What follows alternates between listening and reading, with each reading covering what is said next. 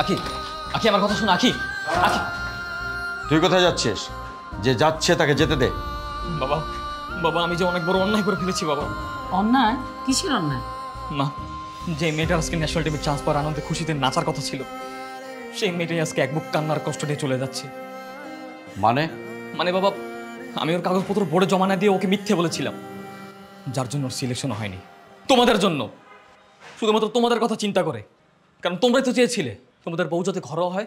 Good, very good job. খুব ভালো করেছিস, ভালো কাজ করেছিস তুই। ভালো কাজ বলছো? এটা কেমন ভালো কাজ বাবা? একটা মেয়ের স্বপ্ন নষ্ট করলাম, তাকে সংসার থেকে চলে যেতে বাধ্য করলাম, এটা তোমাদের কাছে ভালো কাজ? অবশ্যই ভালো কাজ করেছিস। আমি তোকে অন্য জায়গায় দিয়ে দিব, তুই এসব নিয়ে চিন্তা করিস না। ছি মা, ছি। ছোটবেলা থেকে আজ পর্যন্ত তোমরা যা বলেছো তাই করেছি, কোনোদিনও তোমাদের অবাধ্য হয়নি। তবে আজকে বলতে বাধ্য হচ্ছি, আমার খুব কষ্ট হচ্ছে যে তোমরা আমার মা বাবা। কি বলতে চাচ্ছিস তুই? মা, আখির কথা তো বাদই দিলাম, আমি যে আখিকে ভালোবাসি, ওকে ভালোবেসে যে কষ্ট পাচ্ছি, কই আমাকে নিয়ে তো ভাবলো না? আখি চুরি করে না, সে তো কোনো অন্যায় করে না, সে তো কাবাডি খেলে, সে মেয়েদের সাথে কাবাডি খেলে। এটা তো কোনো অন্যায় না মা। খেলাধুলো কি অন্যায়? প্রতিটা মানুষেরই শখের জায়গা আছে। কেন মা, তুমি ছোটবেলায় গান শিখতে না? সেটা তোমার শখের জায়গা ছিল। আখি কাবাডি খেলে, সেটা আখির শখের জায়গা। ভুলে গেছো সব? হ্যাঁ, ওকে ফাইন, আমি এই বাসায় থাকছি না। যে বাসায় আখি থাকছে না, সে বাসায় আমিও থাকবো না। আর যতদিন না তোমরা তোমাদের ভুল বুঝতে পারছো, আমি এই বাসায় ফিরছি না।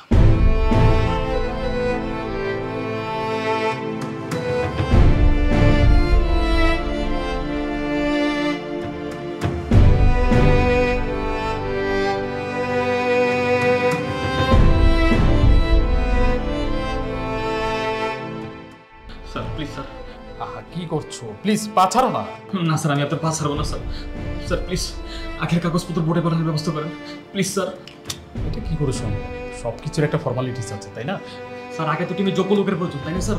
আগে যোগ্য লোক, তারপর ফর্মালিটিস। স্যার, স্যার আমি জানি স্যার, আপনি চাইলে ব্যবস্থা করতে পারবেন স্যার। স্যার আপনি প্লিজ এটা ব্যবস্থা করুন স্যার। আখি যদি চান্স না পাই স্যার, আমি পাগল হয়ে যাবো স্যার।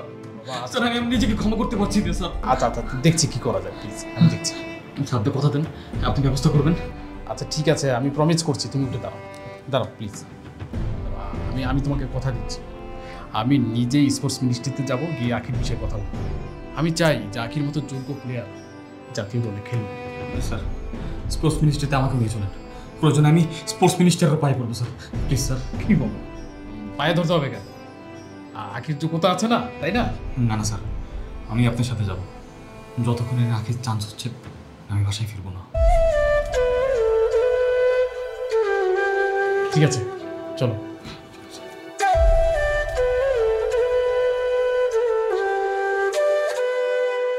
কি রে, যা রেডি হয়ে নে। কেন, কোথাও যাব নাকি? আমি যাব না, তুই যাবি। আমি যাব? কোথায়? ন্যাশনাল টিমে অনুশীলন করতে। তুমি কি পাগল হলে মা? যেখানে আমার নামই আসেনি, আমি সেখানে কি করে যাব? আমি পাগল হইনি। মানে? মানে তোর কোচ ফোন করেছিল, তোর পেপার জমা হয়ে গেছে, ওরা বিশেষ বিবেচনায় তোকেই সিলেক্ট করেছে। কি বলছো মা? কিন্তু এটা কি করে সম্ভব? সম্ভব হয়েছে নাইমের জন্য। ও দুদিন ধরে তোর পেপারসগুলো খুব কষ্ট করে জমা করিয়েছে, তাই ওরা বিশেষ বিবেচনায় তোকে সিলেক্ট করেছে। আচ্ছা, নাইম, নাইম এখন কোথায় মা? ও কোথায় তা তো আমি জানি না। তোকে ফোন করেনি? আমার ফোন তো বন্ধ ছিল। ঠিক আছে, আমি দেখছি। আচ্ছা ঠিক আছে, আমি না খবরটা তোর বাবাকে দিই, কি যে খুশি হবে। ঠিক আছে।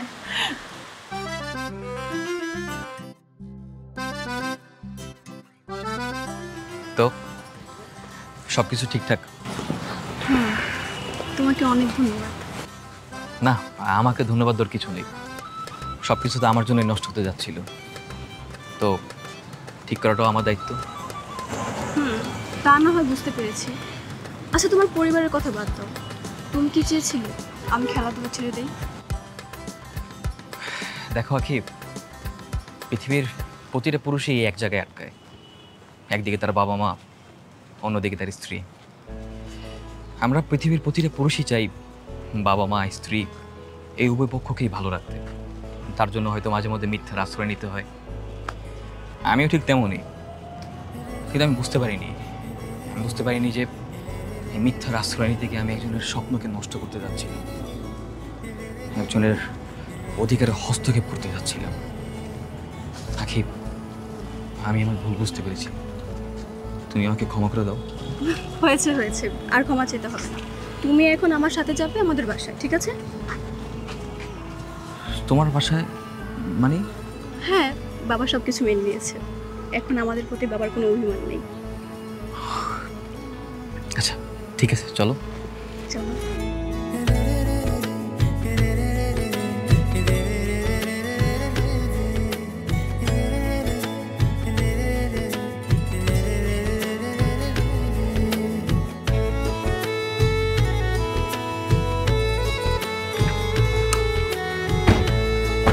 কিরে, আর কতদিন এভাবে রাস্তা রাস্তা ঘুরে বেড়াবি নিজের বাড়ি থাকতে? চল বাড়ি চল। না বাবা, যাবো না, তোমার বাড়িতে আমি আর যাচ্ছি না। এখন থেকে আমার শ্বশুর বাড়ি আমার বাড়ি। দেখ নাইম, আমরা আমাদের ভুল বুঝতে পেরেছি। আখি যদি আমাদের মেয়ে হতো তাহলে হয়তো এই বৈষম্য আমাদের মাথায় আসতো না। আসলে আমাদের দেশের সিংহভাগ পরিবারে এমন ঘটনা ঘটে থাকে। ছেলের বউ কি করবে? সংসার করবে, রান্না করবে, সংসার সামলে সবাইকে দেখাশোনা করবে। আর নিজের মেয়ে কি করবে?